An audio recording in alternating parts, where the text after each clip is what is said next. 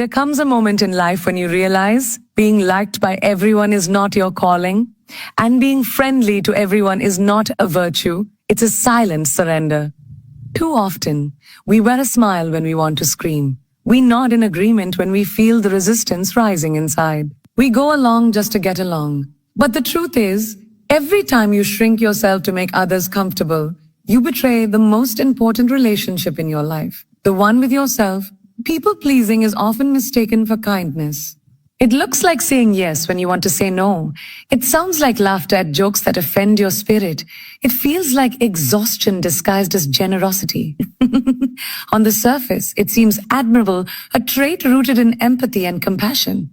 But dig deeper and you'll find something else entirely. People-pleasing is not kindness. It's self-abandonment in disguise. You become what they need you to be, not because it's who you are, but because it's what keeps the peace. That's not connection. That's performance. That's survival mode disguised as social grace. True kindness comes from a place of wholeness. It's a choice, not a compulsion. It's about giving when your heart is full, not when your soul is depleted. But people pleasers give because they're trying to earn love. They give to avoid conflict. They give to feel safe. And that kind of giving isn't noble.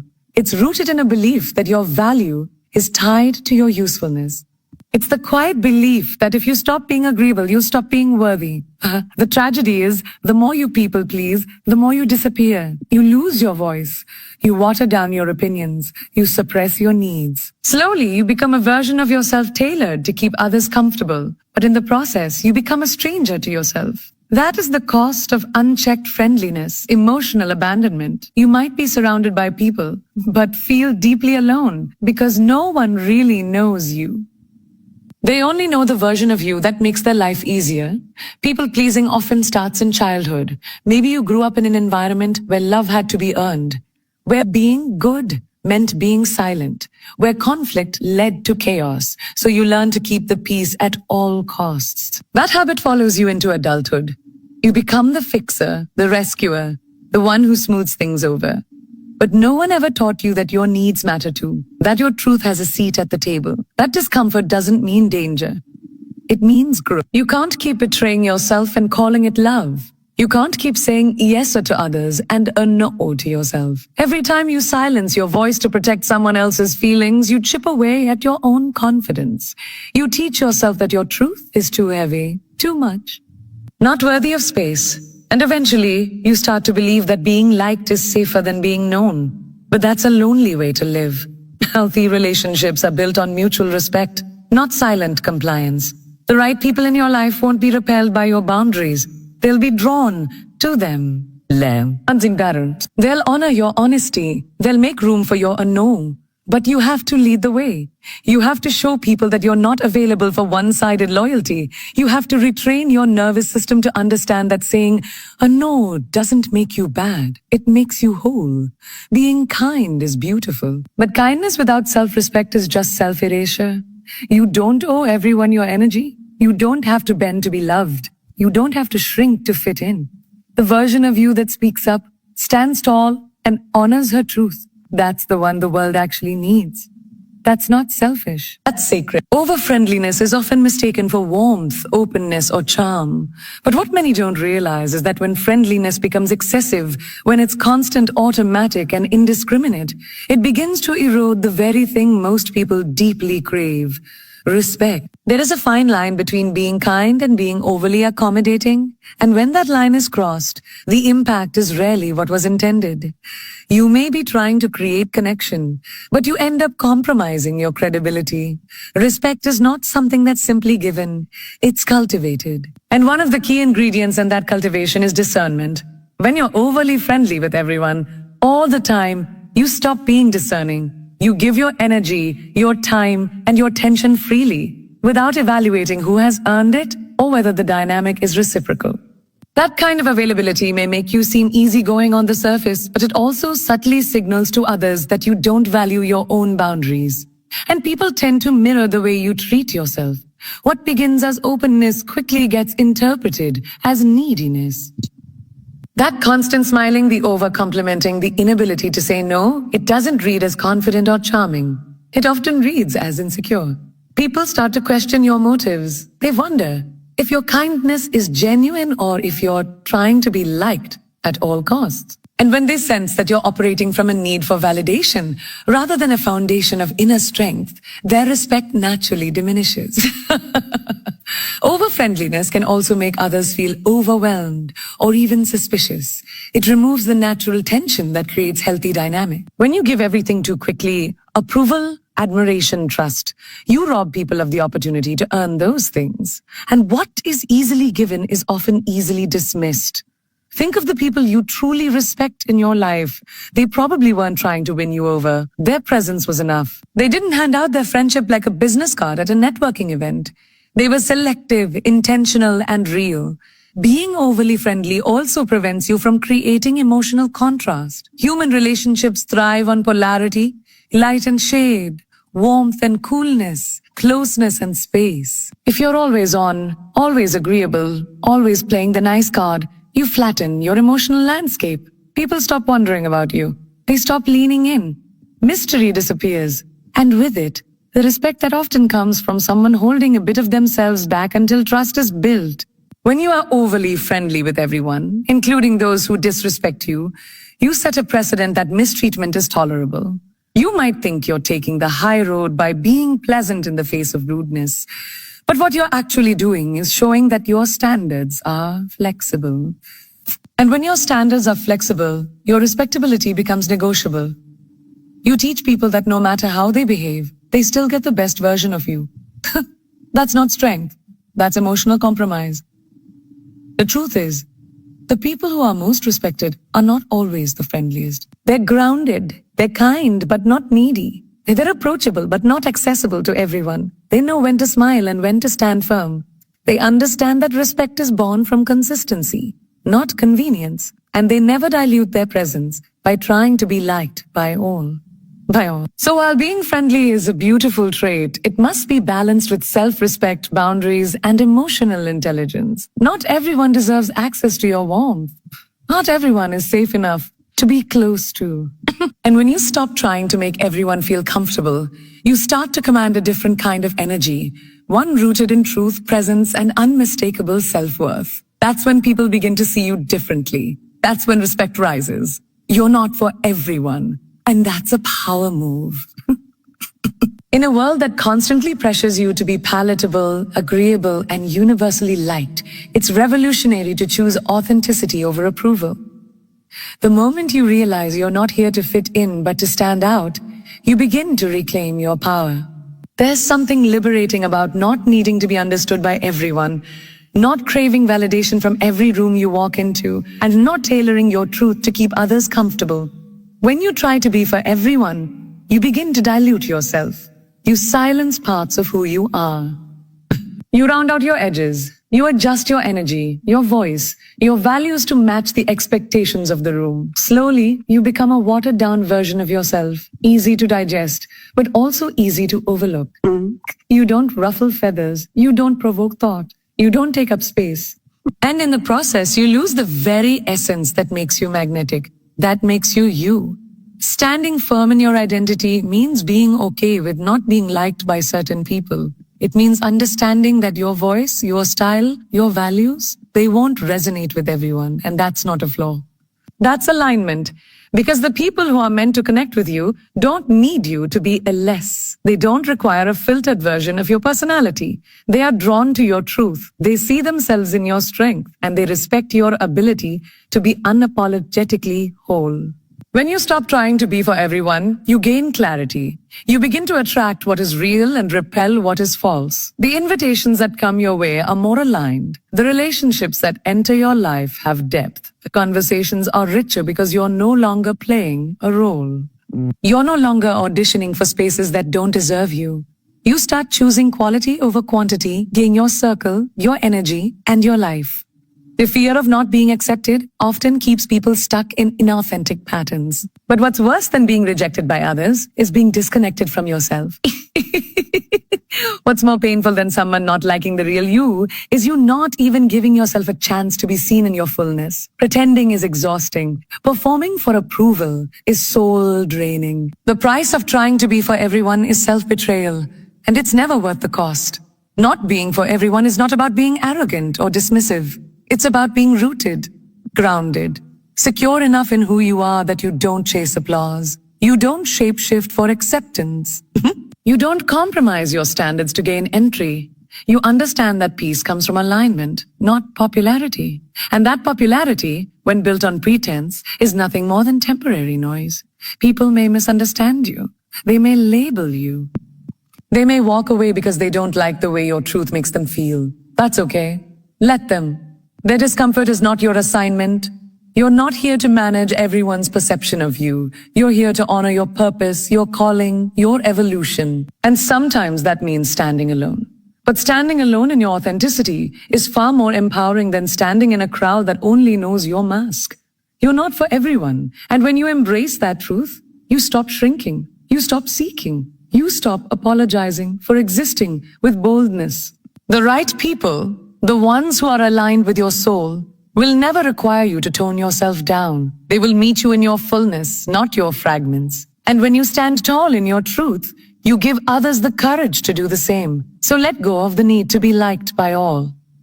Let go of the fear that someone not choosing you means you're not enough. You were never meant to be universal. You were meant to be undeniable in your authenticity. That's the real power move. Friendliness without boundaries is a silent invitation for manipulation. It may come from a genuine place, a desire to be kind, to keep peace, or to make others feel comfortable. But when it lacks self-respect and structure, it quickly becomes a liability. What starts as warmth can be perceived as weakness. What begins as openness can be interpreted as access. And soon you find yourself in situations where your time, energy, and emotions are being consumed by people who never had your best interest at heart.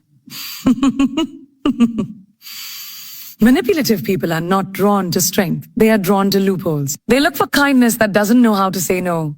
They study your responses, your habits, and your emotional needs.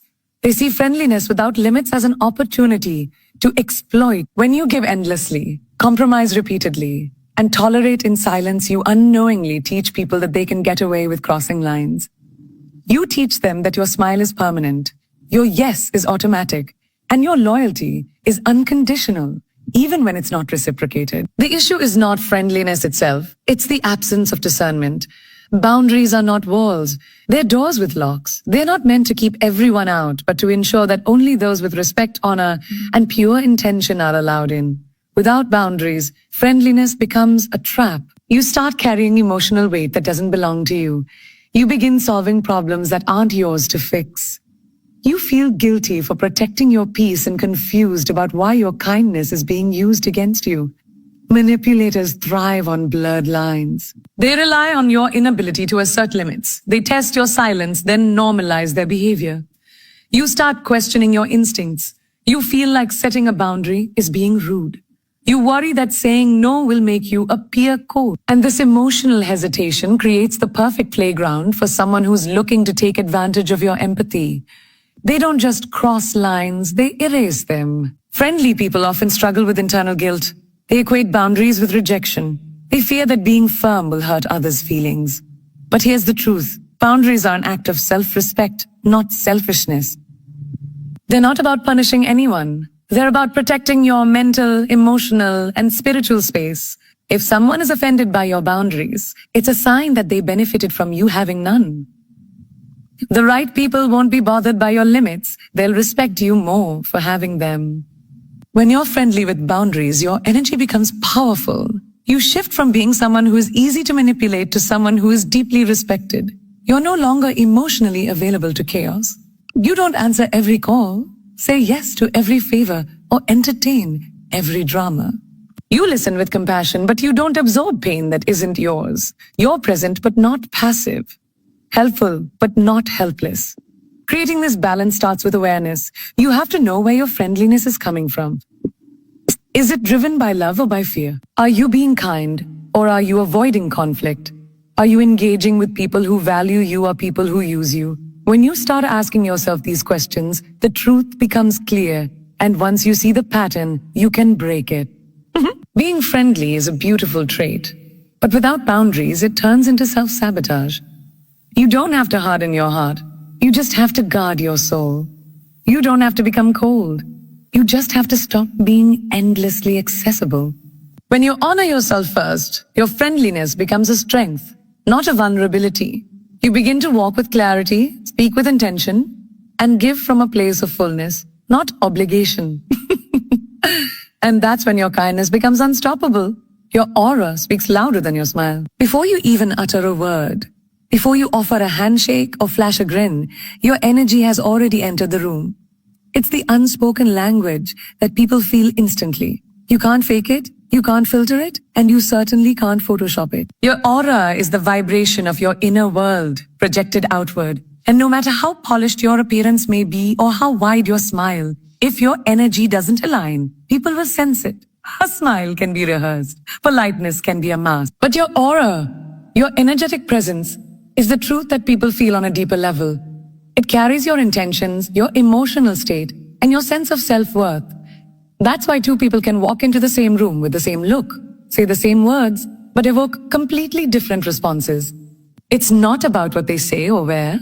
It's about what they carry. It's the difference between someone who wants to be liked and someone who knows who they are. When your internal world is grounded, peaceful, and self-assured, your aura radiates strength and authenticity.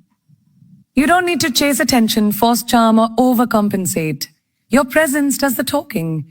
People lean in, not because you're loud, but because your energy is undeniable. There's a calm confidence about someone who doesn't need to convince, please, or entertain. That's power. And that power doesn't come from your smile. It comes from your alignment. But when your internal world is unsettled, when you're carrying self-doubt, unresolved pain, or emotional chaos, your aura communicates that. You might smile wide, speak softly, or compliment excessively, but if it's not backed by real emotional stability, it feels off. People can't always name it, but they can feel it. They may not know why they don't fully trust you, why they hesitate to open up, or why they don't feel at ease in your presence. It's the energy. It's the misalignment between what's shown and what's felt. That's why inner work is not optional. You can't fake what you haven't healed. If you want to command respect without saying a word, if you want to walk into a room and instantly shift the atmosphere, it starts with the energy you bring. You have to clean up the internal clutter, release bitterness, rebuild self-worth, and cultivate clarity. Because your aura isn't about perfection, it's about alignment. When your thoughts, emotions, and actions are in sync, your energy becomes magnetic. There's a reason why some people draw respect effortlessly. They're not necessarily the loudest, the best dressed, or the most traditionally attractive. But they're real. They walk in with an energy that says, I'm not here to prove anything. I'm here to be. That type of presence is rare and unforgettable. It's not taught in a seminar or found in a self-help book. It's cultivated in silence, in reflection, in the daily decision to show up as your full, honest self, regardless of who's watching. You don't have to fake joy when your peace is real. You don't have to oversmile when your confidence is whole. You don't have to say much when your energy already speaks. So focus less on how you appear and more on how you feel when you walk into a space, because your energy is your introduction, your message, and your legacy. And long after your words are forgotten, your aura will be remembered. Stop being friendly. Start being real.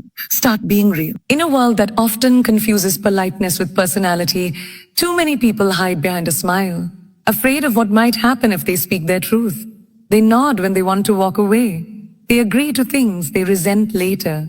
They entertain conversations they have no interest in, all for the sake of being nice. But niceness without authenticity is not a virtue. It's a disguise.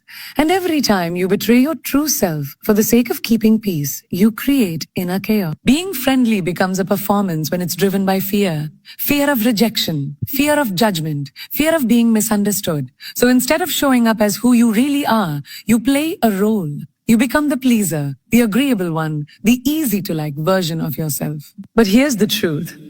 The more you water yourself down, the more invisible you become. People are drawn to realness, not rehearsed behavior. Being real doesn't mean being harsh. It means being honest. It means letting go of the need to be liked by everyone and instead focusing on being true to yourself. When you start being real, you take responsibility for your energy. You're no longer just trying to keep everyone else comfortable. You start honoring your own needs. You set boundaries without guilt. You say no without over-explaining. You remove yourself from conversations in circles that drain you. And most importantly, you give others permission to be real too. Your authenticity becomes a mirror that encourages others to drop the mask. Being friendly has its place. It can be a bridge, a connector, a spark. But when friendliness becomes a default setting at the cost of your own truth, it's time for a reset. There's a difference between being kind and being performative. True kindness is rooted in respect, both for others and for yourself. It's not about sacrificing your voice just to avoid conflict. Real kindness requires courage. The courage to be misunderstood, the courage to walk away, the courage to stand alone if necessary. The irony is, the more you try to please everyone, the more you attract people who take you for granted. You become predictable, safe, easily accessible, and not in a good way. But when you shift into being real, you raise your standards. You stop showing up everywhere just to be seen. You stop offering your energy to people who haven't earned it. You stop explaining your worth and start embodying it. People might not like the shift at first. They're used to the version of you that never speaks up, never challenges, never says no. But you're not here to maintain others' comfort at the expense of your peace. You're here to evolve, to grow, to own your space without apology. Realness doesn't mean you lose your warmth. It means your warmth is no longer up for misuse. It means your smile is genuine, not forced. Your yes is wholehearted, not pressured. Your presence becomes intentional, not obligatory. Stop being friendly as a default reaction. Start being real as a conscious decision. Because authenticity is magnetic. It draws in the right people, repels the wrong ones, and creates space for deeper, more fulfilling connection. You deserve to be known for who you are. Not just for how easy you are to be around. Realness takes strength. It takes self-awareness. But once you choose it, you'll never want to go back to living behind a mask. So smile when you mean it. Speak when it matters. Walk away when it's time. Let your presence be rooted in truth, not just politeness. Because the real you, power lives. Be warm, not weak. There is a critical difference between radiating compassion and allowing yourself to be stepped on. In a world that often misinterprets kindness as a lack of strength, many people are conditioned to believe that being warm means being passive. That softness equals surrender. That empathy must come at the expense of boundaries. But true warmth has nothing to do with weakness. In fact, it requires an incredible amount of strength to stay open-hearted in a world that tries to harden you. Warmth is a conscious choice, not a personality flaw. It's the ability to remain grounded in love without abandoning self-respect. Being warm means you greet people with grace, but you don't tolerate disrespect. It means you are generous with your time, but you don't allow others to waste it. It means you are open to connection, but not available to chaos. Weakness seeks approval. Warmth knows its worth. One pleases to be accepted, the other gives from fullness. And that distinction changes everything. Many people hide behind a forced smile, hoping that kindness will be returned. They shrink themselves to avoid conflict, stay silent, keep the peace, and offer more than they receive, all in the name of being nice. But when kindness is not paired with inner strength, it becomes a form of self-neglect. You start attracting people who don't value your time, your voice, or your presence. And you teach others that your love comes without requirements. Being warm is powerful because it invites connection while commanding respect. You can walk into a room and make people feel seen without letting them cross your boundaries. You can be approachable, yet untouchable, in the sense that no one can shake your peace. That's not weakness. That's emotional maturity. That's the result of doing the inner work to understand your value. When you stand in your worth, your warmth becomes a gift, not a gap in your armor. Weakness avoids truth. Warmth embraces it. Weakness apologizes for existing. Warmth takes up space without shame. Weakness fears rejection. Warmth knows that rejection is redirection. When you're warm but not weak, you're able to love without losing yourself. You're able to forgive without forgetting. You give second chances, but you don't allow repeated cycles. And most importantly, you know that being kind to yourself is just as important as being kind to others. To be warm, not weak, you have to understand the source of your energy. If your kindness is rooted in fear, fear of not being liked, fear of conflict, fear of abandonment, then it's not real warmth. It's survival. But if it's coming from a place of fullness, if you are kind because it aligns with your truth, then it's unstoppable. But that kind of warmth cannot be manipulated because it's not seeking validation. It's expressing inner power. Strength and softness are not opposites. They are partners. The most powerful people are not those who dominate rooms with aggression, but those who bring calm, clarity, and quiet confidence. They don't need to raise their voices or demand attention. The energy speaks for them. They are warm in spirit, but firm in boundaries, open in heart, but sharp in discernment. Being warm in a cold world is a radical act of strength. It means choosing to care when it's easier to be indifferent. It means staying soft in spirit when bitterness would be a justifiable reaction. But it also means knowing when to walk away, when to say no, and when to protect your energy like it's sacred. Because it is. You can be kind and assertive. You can be loving and unshakable. You can be warm without ever being weak. The truth is, the world doesn't need more people who fake friendliness just to fit in. It needs more people who are real, grounded, and unafraid to stand in their truth. Being warm doesn't mean you let others walk over you. Being kind doesn't mean you abandon yourself. And being friendly without boundaries only invites the wrong energy into your life. When you choose to stop performing for approval and start honoring your own authenticity, everything shifts. Your energy speaks louder than words, and your presence begins to command respect without demand. So let your aura lead, your truth protect you, and your boundaries elevate you. Be real, be strong, be warm, but never be weak.